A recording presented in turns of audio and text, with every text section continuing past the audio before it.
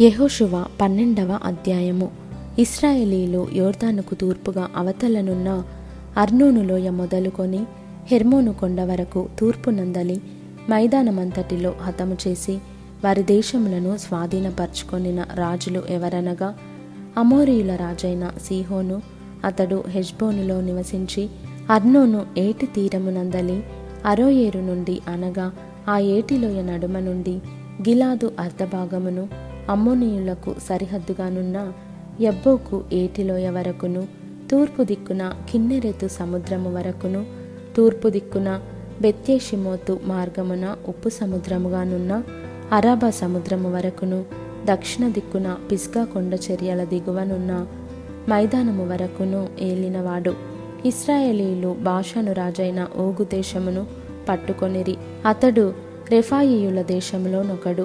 అతడు అష్తారోతులోను ఎద్రెయిలోను నివసించి గెషూరీయుల యొక్కయు మాయకాతీయుల యొక్కయు సరిహద్దు వరకు బాషాను అంతటిలోను సల్కాలోను హెర్మోనులోను హెష్బోను రాజైన సీహోను సరిహద్దు వరకు గిలాదు అర్ధభాగములోను రాజమేలినవాడు. యెహోవా సేవకుడైన మోషేయు ఇశ్రాయేలీయులను వారిని హతము చేసి, యెహోవా సేవకుడైన మోషే రూబేనీయులకును గాదీయులకును మనష్షే అర్ధగోత్రపు వారికిని స్వాస్థ్యముగా దానినిచ్చెను. యోర్దానుకు అవతల అనగా పడమటి దిక్కున లెబానోను లోయలోని బయల్గాదు మొదలుకొని షెయీరు వరకు నుండు హాలాకు కొండ వరకు యెహోషువయు ఇశ్రాయేలీయులను జయించిన దేశపు రాజులు వీరు. యెహోషువ దానిని ఇశ్రాయేలీయులకు వారి గోత్రముల వారి చొప్పున స్వాస్థ్యముగా ఇచ్చెను.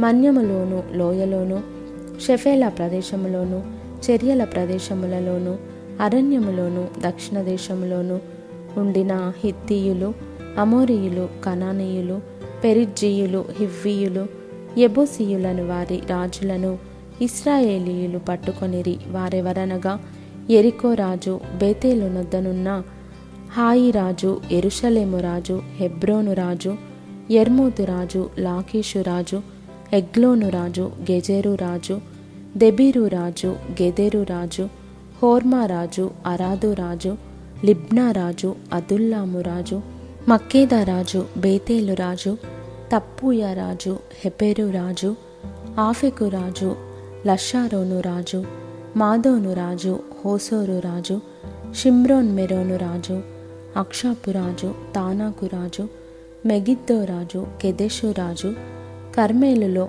యొక్నెయాము రాజు, దోరెమెట్టలలో దోరు రాజు, గిల్గాలులోని గోయీయుల రాజు, తిర్సా రాజు. ఆ రాజులందరి సంఖ్య 31.